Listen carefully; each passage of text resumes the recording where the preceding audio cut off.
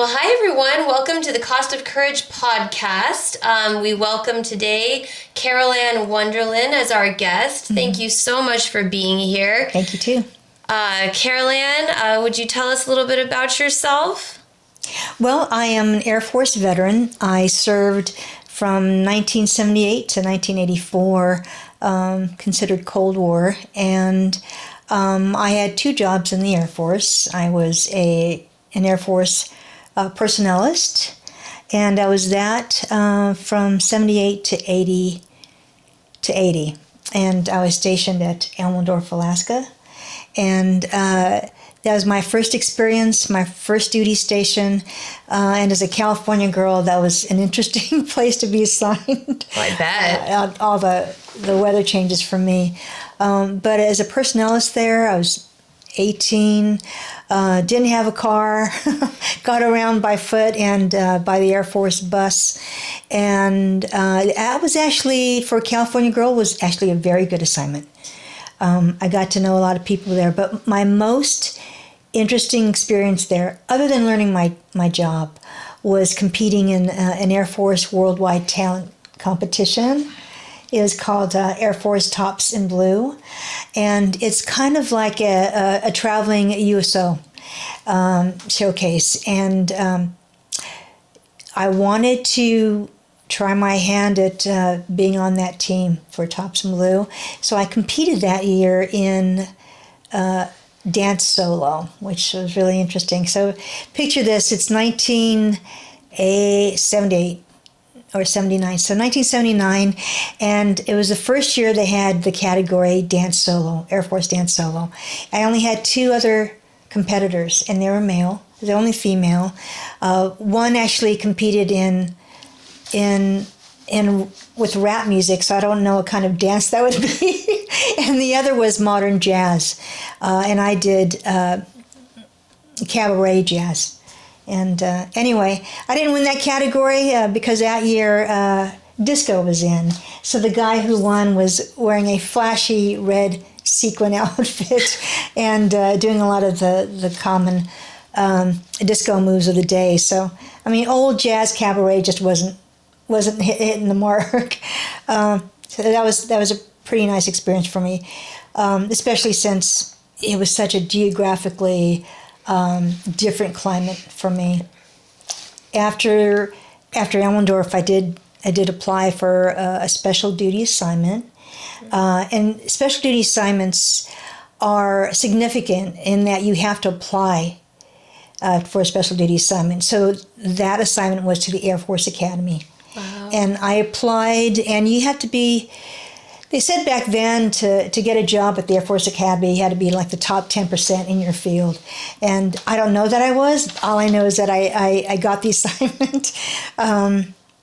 And it was there that I retrained into another job in the Air Force. I retrained to a job called substance abuse counselor. And what was interesting about my tour there was that I was the first female in charge of the drug and alcohol program, and the youngest. I was a staff sergeant. I was an E5. My predecessor was a master sergeant, a senior NCO. So it was an interesting time for me, and it was 4 years of the same job, and I loved it. But I got out after 4 years because I had married. So I was at the Air Force Academy. So I married an Air Force Academy grad, and I ended up leaving service so I can join him at his next assignment in Korea. I feel like that was like a mouthful of information for you. No, this is great. It's great to know. Yeah, so I did a total of 6 years in the Air Force, and after that I continued. I love the military. It was a very difficult transition for me, so I knew that I was going to stay associated with the federal government in the military, and I did. I ended up a civil servant with the Department of Army for a long time, Department of Navy, and of course Department of the Air Force. But with the Department of Army, I took jobs at the former Fort Ord base, the 7th Infantry Light, and also that was followed by a short stint at Defense Language Institute Yep. in Monterey. Yep. And then that took me to a job with Naval Air Station Moffett Field. I mean, you lived here, so you've heard of Naval Of Air Station Moffett course. Field. How many times have we been there? Oh, A gosh. ton. Yeah. I was there, they were bracked, so I was there in essentially the last year that was open. That's wonderful. That's really wonderful bio, and then it brought you to where you are now as the director of Airmen and Family Readiness. Yes, Military and Family Readiness. And I'm actually approaching nearly 25 years on the job. Wow, that's incredible. Yeah. Incredible. I'm really grateful to have that job because it really keeps me in touch with a population of service members that I know, and that's the Air Force personnel and airmen. Yeah. But I took that job in 2001, just 2 months after 9/11. That's crazy. It was a really interesting time. I mean, just in the nearly 25 years on the job, I had seen an evolution of our war fighting capability. Yes. So, don't really know what else to add about that. So that gets me into our next question Okay. is, and you kind of touched on a little bit of this, but what inspired you to join the military? Because I know that there was some family history there, so I really want to make sure that we highlight their service and also yours, and how all of that came to be. It's actually pretty easy.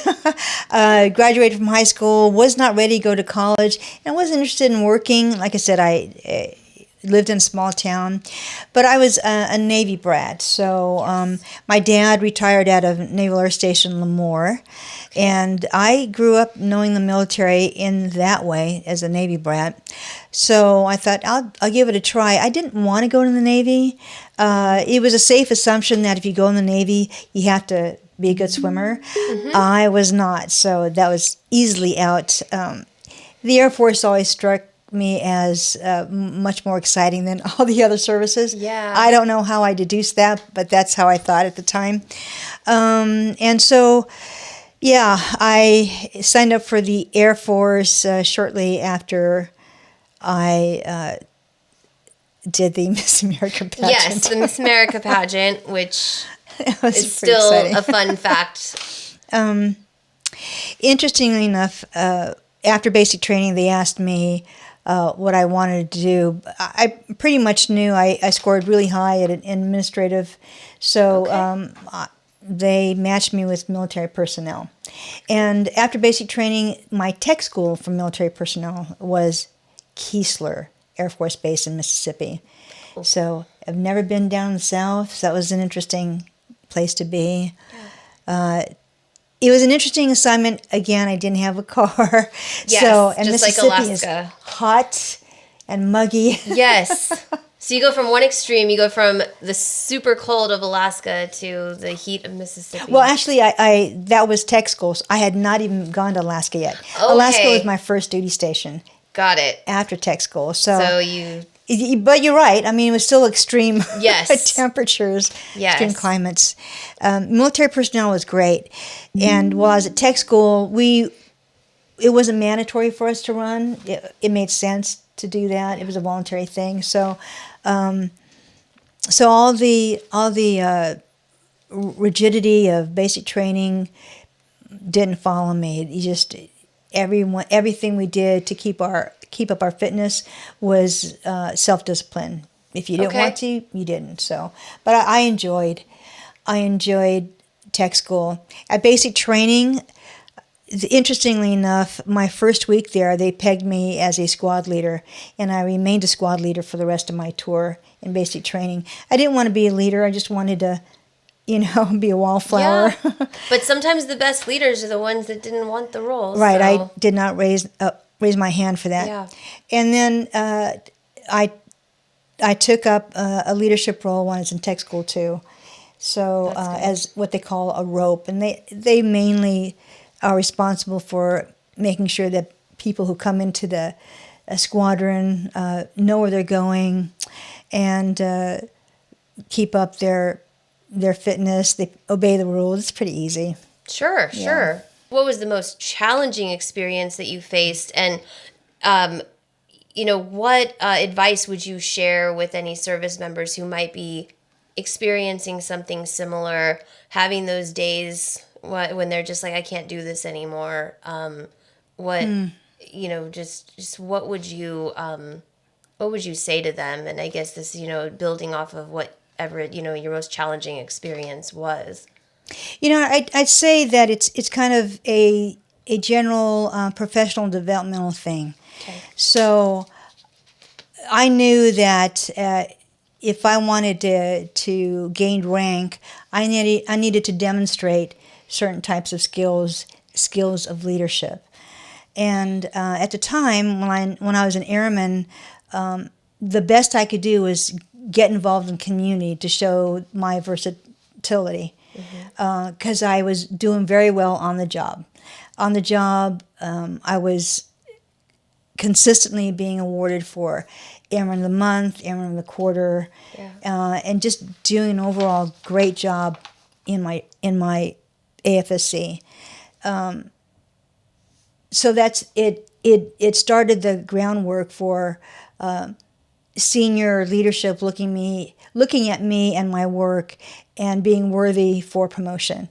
Mm-hmm. Now, in the earlier grades, all you need to do is, other than keep up a good performance, is time and grade and time and service, and then you'll get the next rank.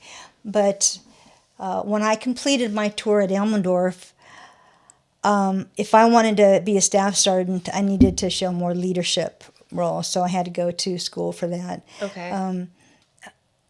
I finished my tour at Elmendorf, and I wanted to pick my next assignment. So what I did is I applied for a special duty assignment to the Air Force Academy. Wow, okay. Yeah. And it was an application process, and you have to score pretty high. And I was crossing my fingers I'd get the assignment, and I did. I do want to say, though, when I got to the Air Force Academy, I had another opportunity to leave my current job and start something new, which is what I really wanted to do. So one of the things that airmen will do mid-tour is they'll start to examine, do I like what I'm doing in the Air Force, or is this a good time to change jobs? Mm-hmm. And that was the fork in the road for me. I thought, I didn't really like military personnel, so I chose drug and alcohol counseling. Wow, okay. Yeah, I don't know why. I had some other choices. I was looking at in-flight refueling. There weren't a lot of females in that. Mm-hmm. I was looking at public affairs. Funny, I decided against public affairs because I didn't think I was too shy. I didn't really want to do a lot of talking. Sure. Well, who'd have known? 20 years I know. later. I know. I'm telling you. But that's good. I mean, at least you kind of found your niche that you really liked. So that's a key, is to really do a good job racking and stacking the choices you have when you're at that fork in the road. And really seek out mentorship for that. Who is it in the job that you want to go to is doing well there? So talk to them. Ask them if they could guide you and mentor you, because that's what I was able to do. Yes, and you've been able to build on that. And I mean, it gets me to what, I've always wanted to know, frankly. What made you decide, or did kind of life circumstance make this happen? After you got out, you moved into the family readiness arena. And, I want you to tell everyone about your role, because what you do is so important. And I got to say, in terms of the foundation, how we've connected over so many years now, you're the go-to person for so many, because you don't stop until you find a resource for, someone in need. And if that means connecting them with organizations like ours, or, helping our organization connect with the airmen, right? You're so good at facilitating those relationships and those connections, and just being, an avenue for people to go to if they need help. And you're always there. You're so dedicated. And it takes a special kind of person to be able to do that. And you do it better than anyone I've ever seen. And thank you. I mean, I truly mean that. And I'm just so curious, how this side of Carolann that we know came to be, and whether all these life circumstances that built over time have made you so good at what you do. You know what? I stumbled into this job. Okay. And so when I left the military, I did work in Department of Defense with the Army, with the Air Force, with the Navy, and but to stumble into family support, that happened in 1990, and I found a job at Onizuka Air Station, which no longer exists. And I don't know if you know about Onizuka Air Station in Sunnyvale. No. Some people have not heard of it. In fact, as an Air Force veteran, I've never heard of it. Yeah, it's just, okay, this is a hidden gem Yeah, that I never knew about. It really is. Yeah. It's an Air Force satellite communication station. Okay. And it used to be Sunnyvale Air Force Station. The reason why the name had changed, because it sounds foreign, right? It does. It really does. Is this in Japan? Where is it at? Well, that was my first thought. Right, I'm sure for a lot of our viewers it was too. Yeah. Well, let me just settle that for you right now. Please do. It's in Sunnyvale, everyone. It's in Sunnyvale. The reason why it was named Onizuka, is because one of the astronauts in the Challenger incident was trained up through the Sunnyvale satellite station. And Sunnyvale satellite station had always belonged to Air Force Space Command. Oh, okay. So when I took a job there, I was assigned to the 750th Space Group of the Air Force Space Command. Makes sense. Okay. So that's why I was renamed in honor of him. The base had closed down, I think, around 2010. I can't. I'd have to look it up, but it was a very significant base closure ceremony. There was a piece of the Onizuka Air Station, one of the satellites, that they had moved to Vandenberg Air Force Base. Oh, okay. They found a mission for it there.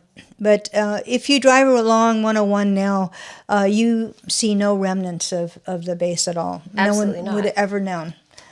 So No. I mean, in proximity to Moffett, it's right. So the road that takes you to the 129th Rescue Wing, on the other side of the fence would have been really the base, but interesting. You wouldn't have known. I had no idea. No, none. The general public, I think, just didn't, unless you worked with Lockheed Martin, because they were.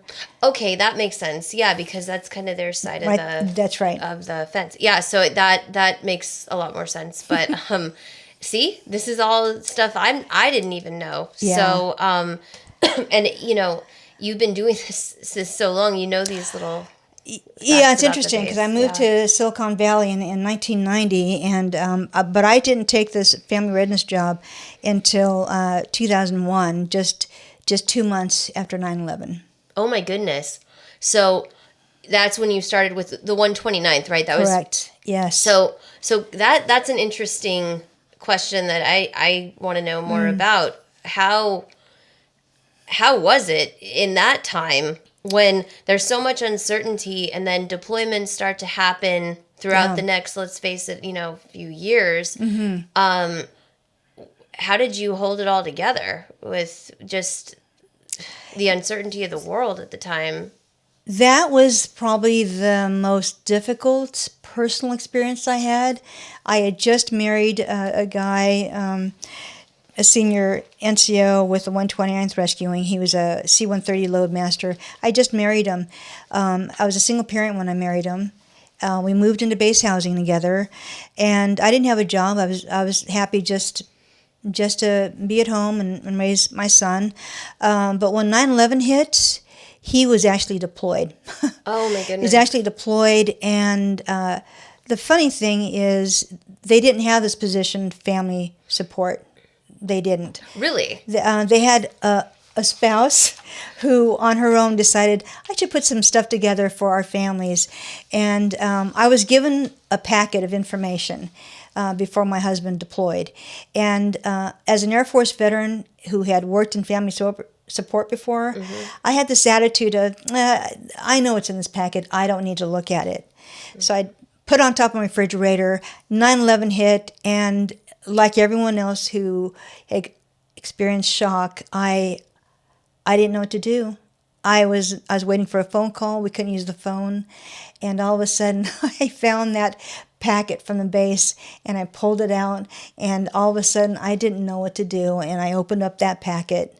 And that was kind of the thing that I kept close to my heart, so that one day, who'd have known, I would take this job that I applied to. And the Air National Guard had just launched several hundred family support coordinator positions in the Air National Guard. Oh, wow, okay. And about the time that 9/11 hit. And at the 129th, I was told there were 65 applicants for the job. And I got it. So I was very fortunate. Yeah. You were the perfect person for the moment, clearly. There wasn't a lot of information, though. I mean, it was a job that was being developed.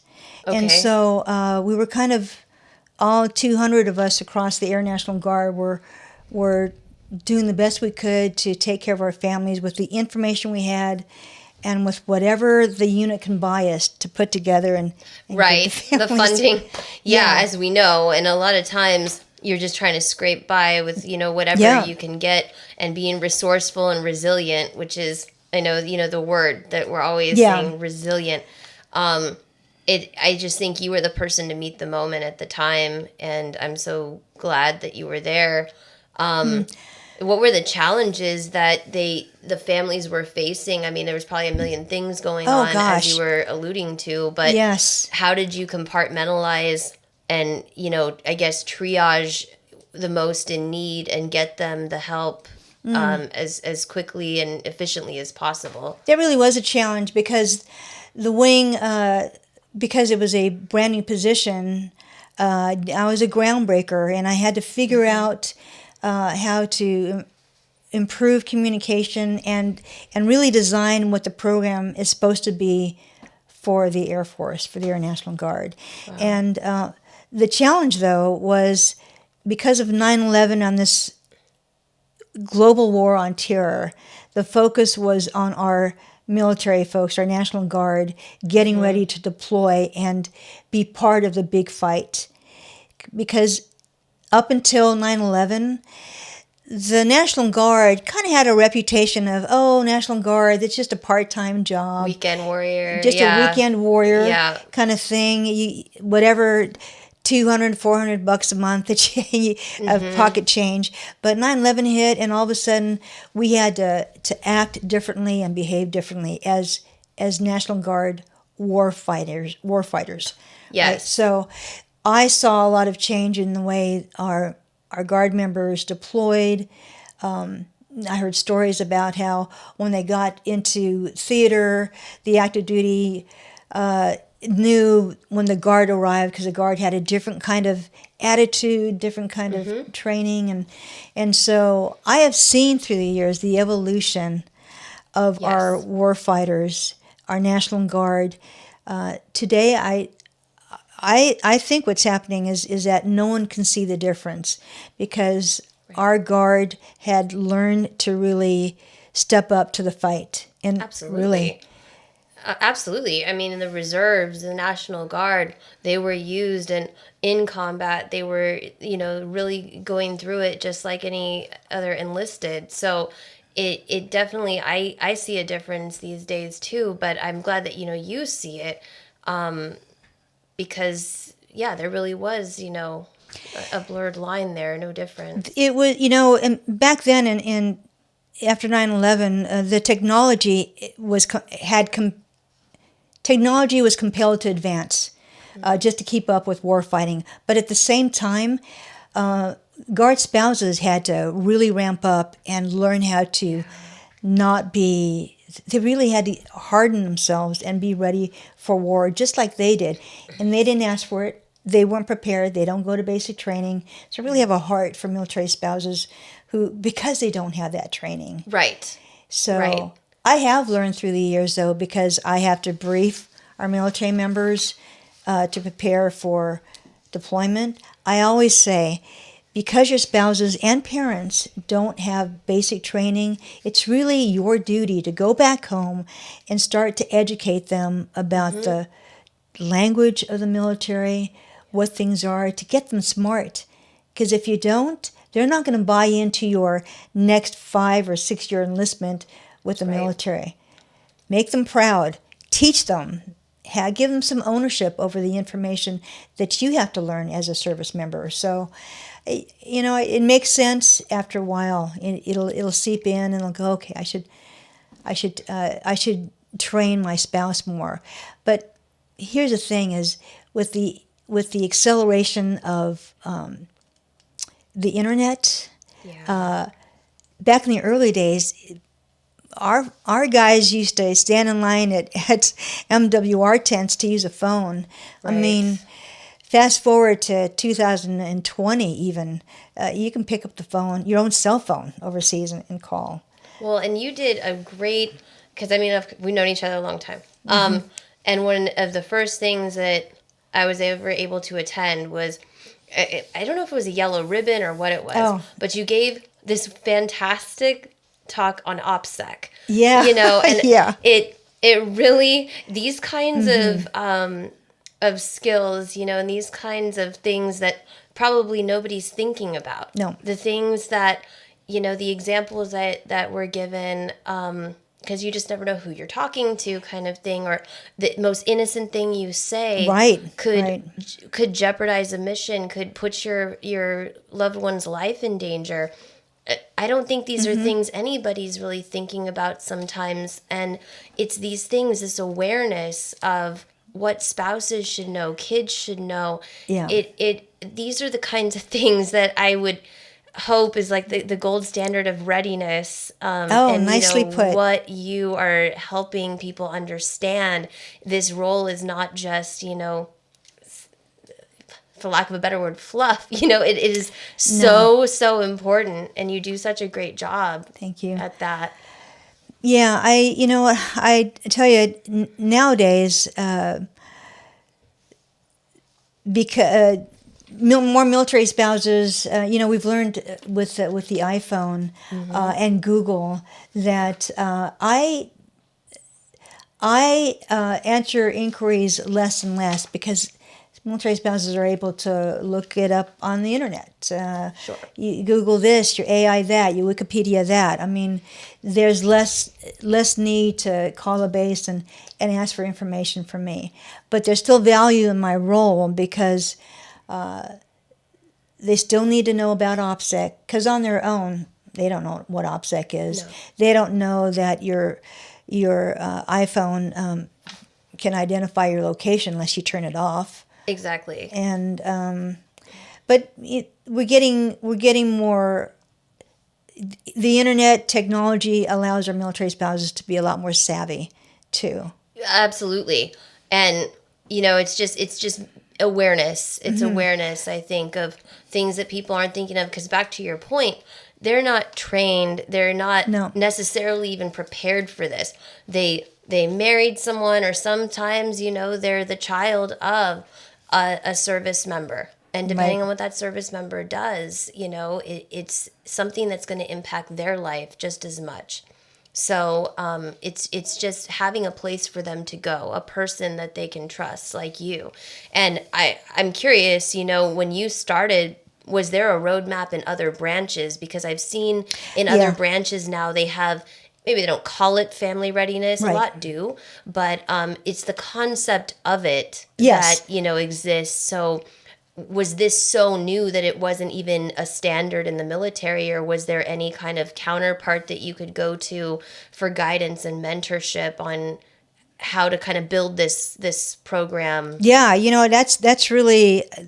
That's very intuitive of you, because the truth of the matter is the Air Force modeled their what they call the Key Volunteer Program, and the Army calls it the Family Readiness Group. They modeled it after the Navy. Oh, interesting.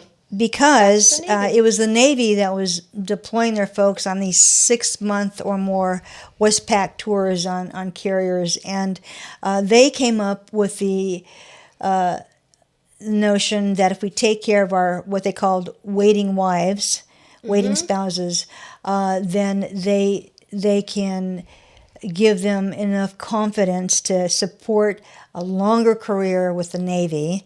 And my mom was an example of that.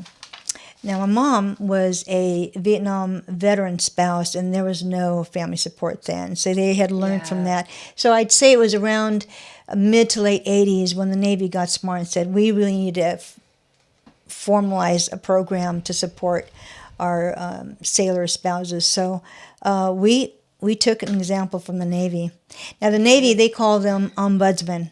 Yes. Yes, ombuds. So, and that's the same with Coast Guard, too. I know they've got a pretty strong...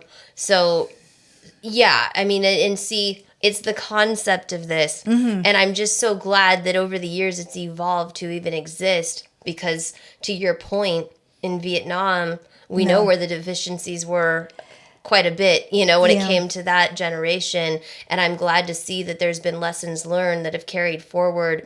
And, you seen that as a kid with what your mom was going through. Oh, so painful. Right. So, I mean, some of that's got to kind of seep into what you do. And, I know what my mom went through and how hard it was. And maybe, I'm sure there's moments where you see your mom and some of these spouses that are just kind of like, I don't know what to do.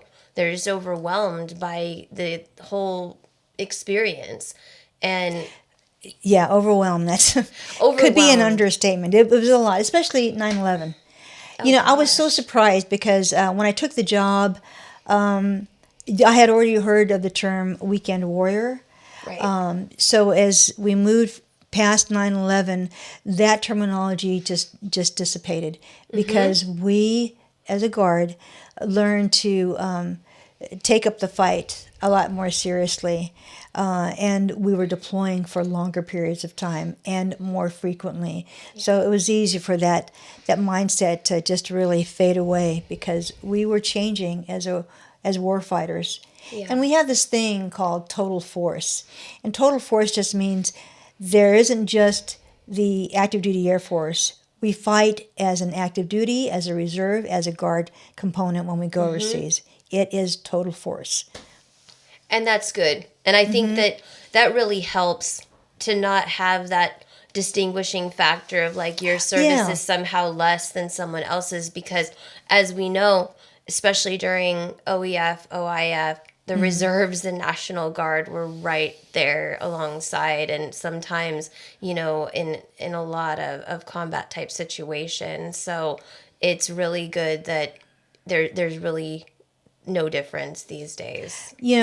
I might have heard it not from Governor Newsom, but probably from Governor Schwarzenegger that the California National Guard had contributed the highest number to overseas warfighting. Interesting. California did. I had no idea. And we probably still do, but under his governorship, that we were doing a lot of that. Wow. But since then, my goodness, then talk about the evolution of the National Guard in California. We've had these long-standing partnership with the Ukrainian military. Okay. And who'd have known that they would soon benefit from that partnership today? Which, who knew? I mean, and that's amazing. And in terms of that, is it cross-training and things like that? So it's those kinds of that's the beauty of that partnership is they train together. That's amazing. Yeah. That's incredible. And these are things that a lot of people don't know, and it's just, again, though, with this evolution of service in the Guard, it's something that families have to prepare for, especially, on enlistment, re-enlistment, and I'm sure it's contributed to a lot of the newer challenges, and you kind of alluded to our world changing and technology being a factor, and there being a lot more things going on these days. It's something that needs to be a reality in the minds of the families of the service member, of like you know, the support roles that, you know, knowing what's impacting people's mental health and their just overall quality of life. Yeah. The challenges in terms of, you know, economic issues, financial hardship, like what we deal with, the food insecurity side of it. We know that the National Guard person, in the National Guard, it's a reserve component.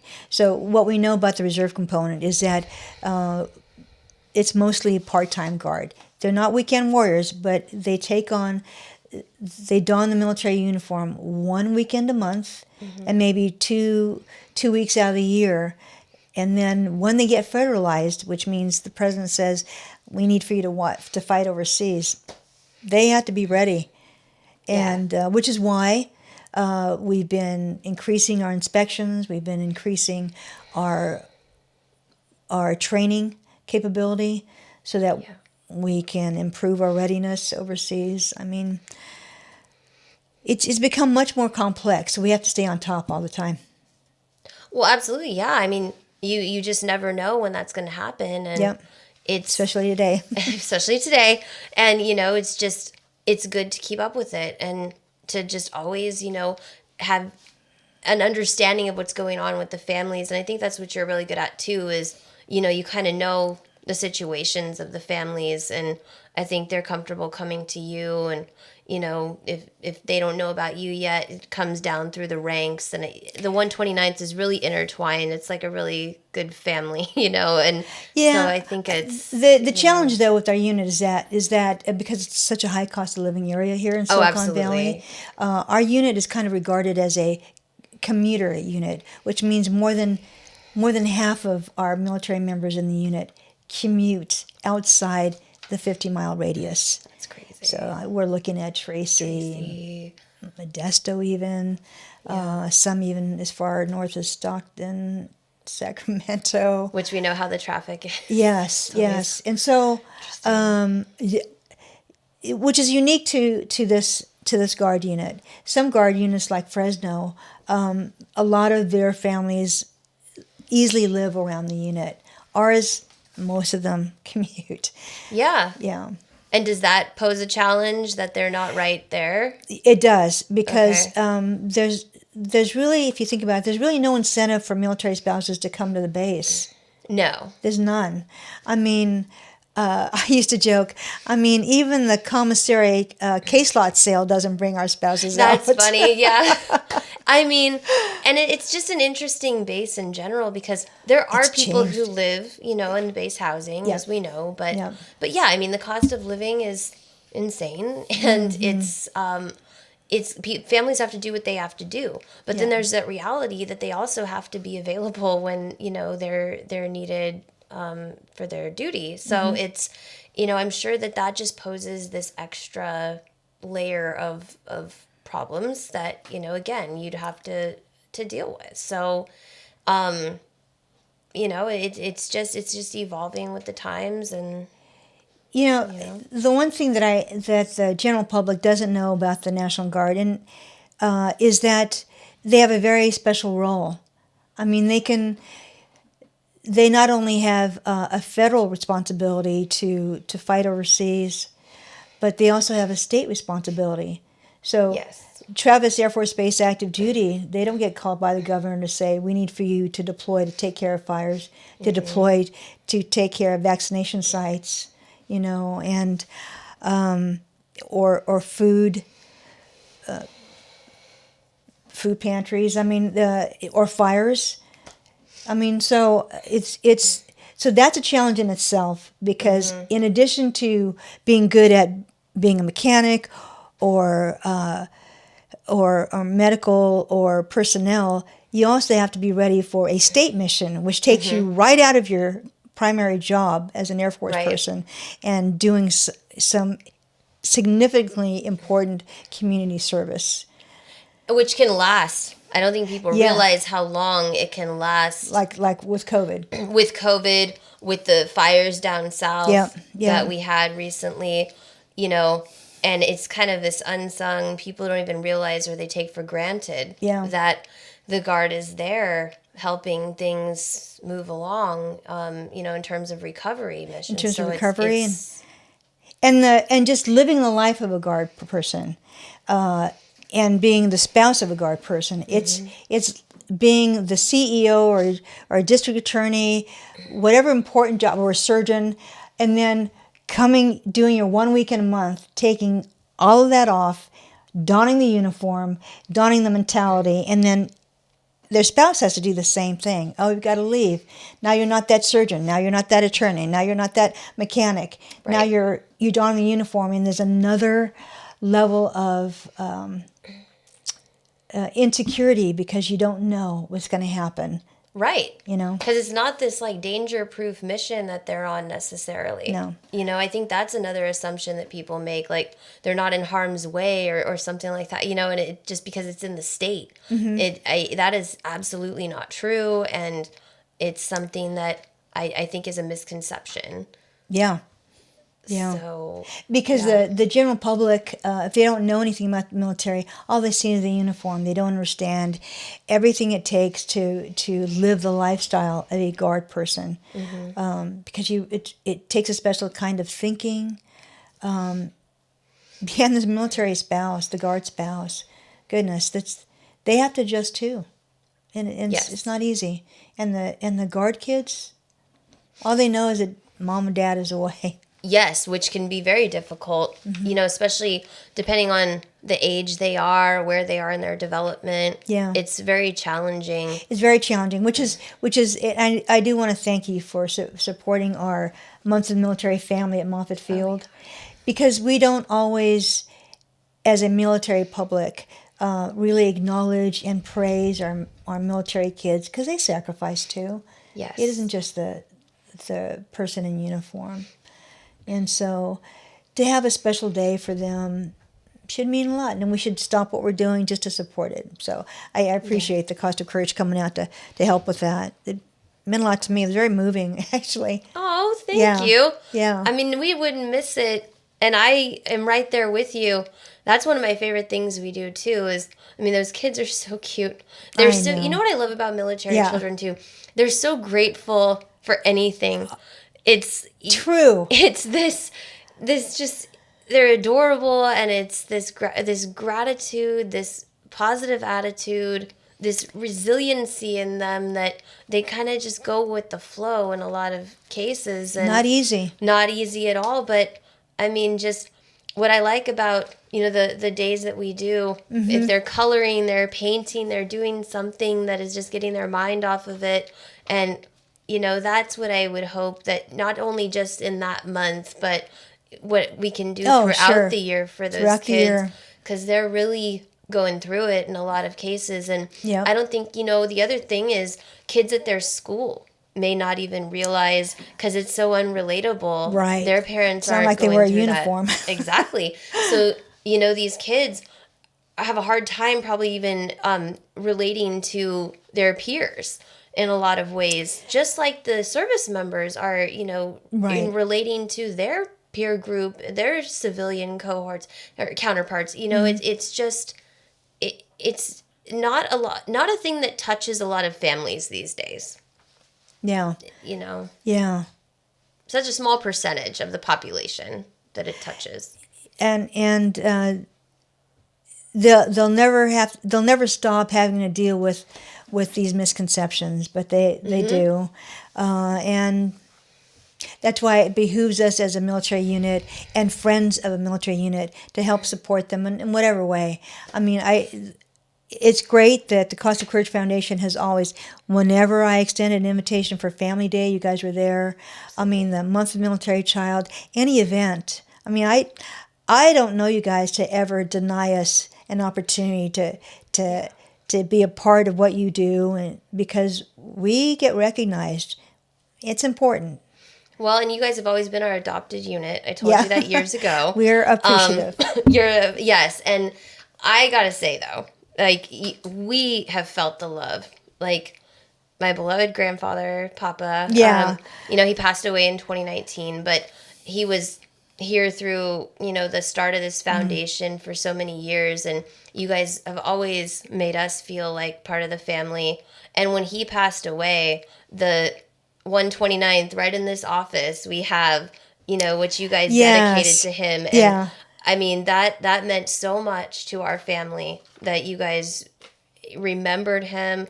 There was 129th members at his funeral. And, I had never felt so much love, especially when we were hurting so much, for you guys to take time to remember us, and to do that.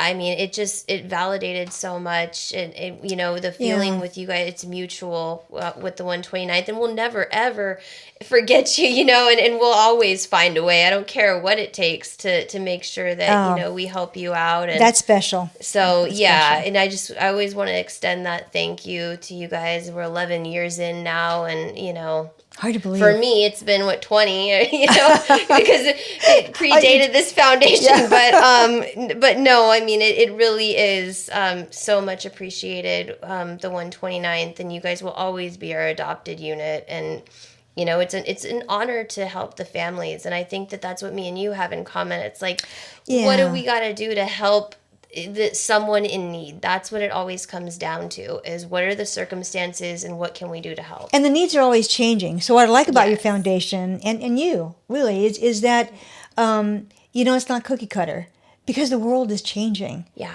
And needs will get identified.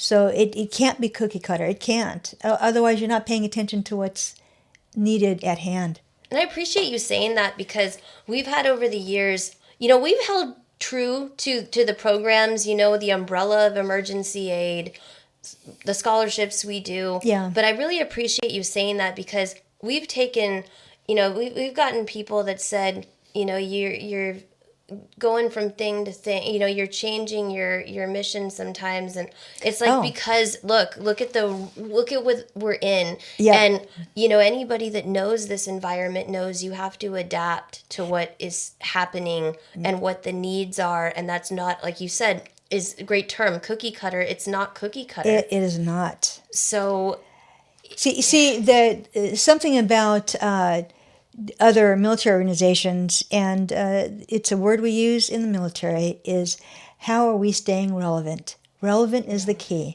So if an outsider thinks, well, you're changing things all the time, it's because we're keeping up. We're keeping up with the needs. I mean, and that's resiliency. I appreciate that. See, it always starts out, I'm asking the questions, but I mean, this really validates, the way that we do things. And we're not going to change the way we do things. If it's so outside the scope of what we do, and I feel like somebody is already doing that much better than we ever could, because, then I don't mind sending someone to a resource that I trust. But if it's something that we could easily handle and we just make a slight adjustment, then I'm willing to do that if it makes sense. You just look at what the situation is in front of you, and is it feasible for me to help, or for this organization to help? Yeah. And yes, I mean, there's probably needs that are going to happen down the road that we don't even know about today. Right. But, you stay in your lane, but you adjust accordingly as necessary. And it doesn't have to be a significant pivot. We're just talking about whatever actions you do for the community. Are you listening to the needs, or is it just, are you doing to fit your agenda? Yeah. And I've never felt that with you guys. Oh, I appreciate I always that. felt like you listened to what our needs were, because that was right in front of our face. Yes, so, as we know. And I mean, it's not for everyone, let me tell you. If you're that kind of person that I got to go one way and that's the only way I'm willing to go, then this is not for you. But, it's this constantly evolving realm that we're all in. And, I think it's changed me for sure.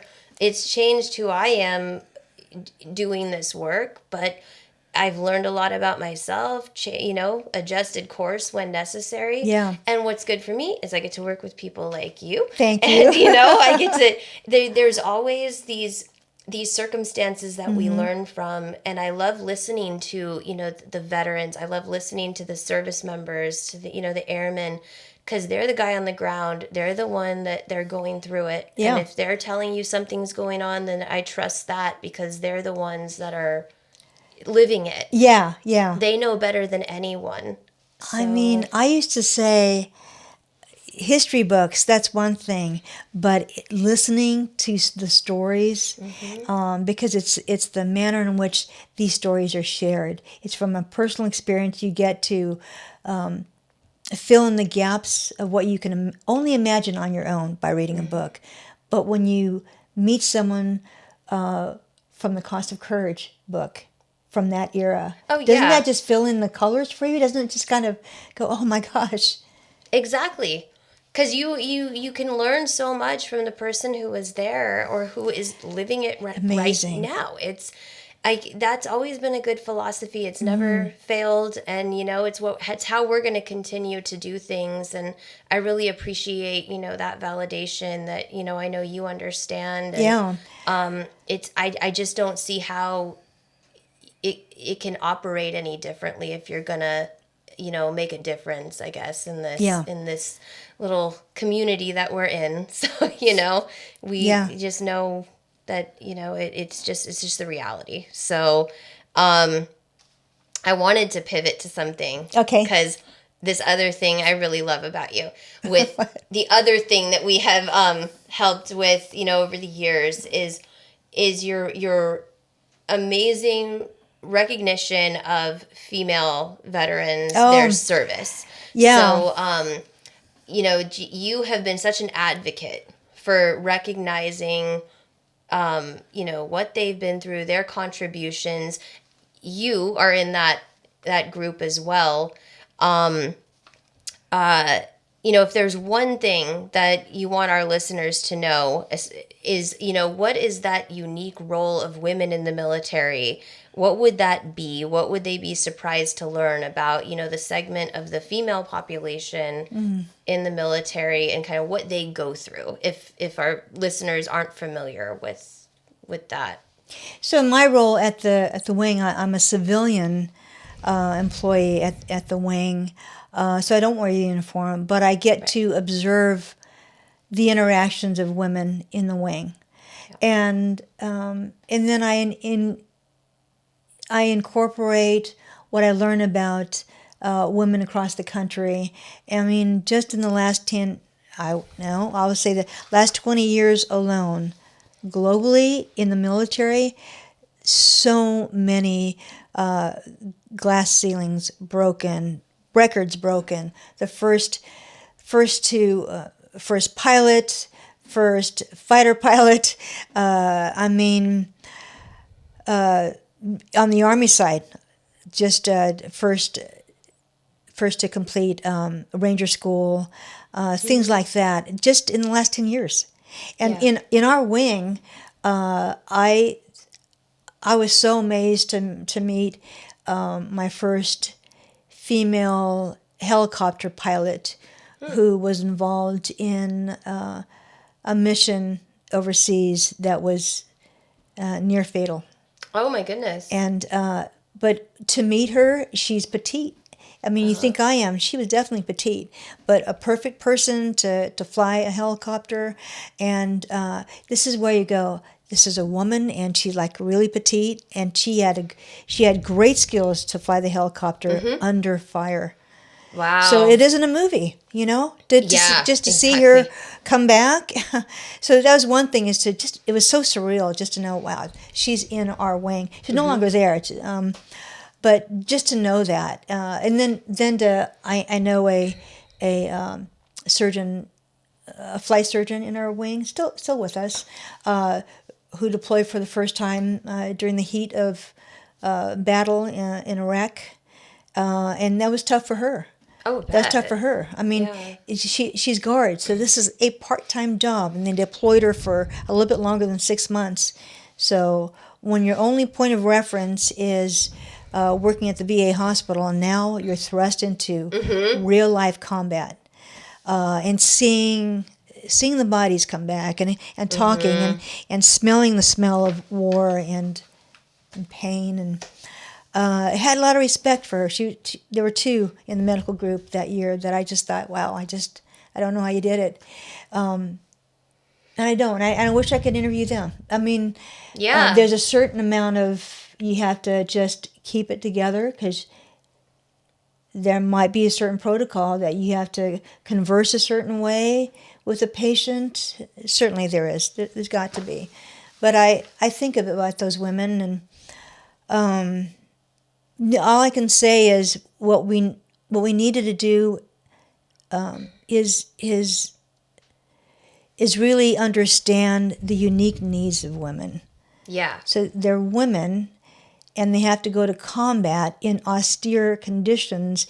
How do they take care of themselves as women, if you know what I'm saying? Yeah, exactly. So, I mean, a lot of times they just had to adapt. They had to figure things out on their own, or find another woman who figured it out before them, and you hope that woman was there. So a few years ago, I decided I didn't want to be just on the outside looking in. I wanted to bring the women warriors in our wing together to recognize them, because no matter what area of the community you're from, women who still serve are also considered veterans. So I thought, well, let's start a Woman Veteran Recognition Day, because we have one, June 12th. Right. And we had our first recognition event in June of 2022, 23, and 24. Those 3 years. Yeah. It was great. And finding some fantastic women speakers was actually not as hard as I thought it was going to be. They live here. They live here. Yeah. But they don't, quietly. And I remember very inspiring, the speakers, and also just seeing them when we do the painting. Yeah.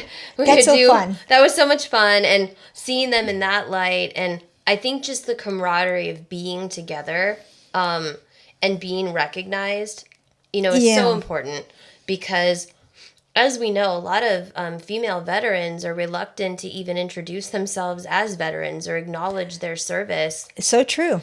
Well, Carolann, it's been a lot of fun. Yeah, it has. And I just want to make sure, is there anything else that we didn't cover today that you would like to share with our audience? I think it's important to know that the National Guard here in the Silicon Valley will continue to play a very vital role, not just in our war fighting overseas, but particularly in what's going on in our nation today. Totally relevant. And it's if our common citizen is having some nervousness about what's going on politically today, can you imagine how it is for a service member, a National Guardsman, who they have restrictions, they have bosses to attend to, and so it's not easy for them either. So I was told a story about one of our guys that were deployed to the LA riots, and no, actually it's far back than that, but the previous riots in LA, and there was a civilian who was shouting at them, and it seemed irrelevant. They were just getting their anger out because they were wearing a uniform. So can you imagine the restraint that one would have to have in uniform in favor of protecting not only the building they have to protect, but their fellow airmen that's in line, and the restraint in their emotions. It's just an interesting thing. I don't think everyone has that perspective. And it's good to take that perspective now and then. They're people, and they've taken an oath. And when they can restrain themselves, they're honoring that oath. Absolutely. And that makes sense. And yeah, I mean, it's just indicative of the different deployments that, maybe nobody was prepared for. Yeah. And, that they're handling it with grace as best they can. And well put, that's the perspective that hopefully, every citizen will will hold, when and appreciate and appreciate. Yeah. Yeah, because I mean they are doing such a service for our nation, for our state, and they deserve all the respect that we can show them. So I agree. I Thank you. appreciate you sharing that, and just appreciate you, and thank you for all that you do every day. And like I reiterate, we're always here for you guys, as you've always been there for us, and that won't ever change. So yeah, thank you. Yeah, we feel the love. Believe me, we feel the love. So we appreciate that support. Adopted unit. Yeah. Thank you. So yeah, thank you for being here today. I You're always welcome. thank our listeners, our audience, and all who serve and sacrifice. We're so grateful, and we'll hold all military families in our hearts, and just want to thank everybody for their support. Yeah, So thank you. It's very nice.